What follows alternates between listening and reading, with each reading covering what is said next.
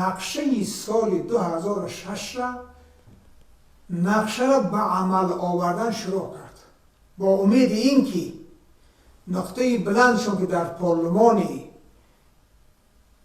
پارلمان تاجیکستان سال 15 به پیروزی میرسد و تمام قدرت اینا کوشیدن، سعی کردن، پول هم گرفته بودن، سعی هم کردن، تلاش هم کردن.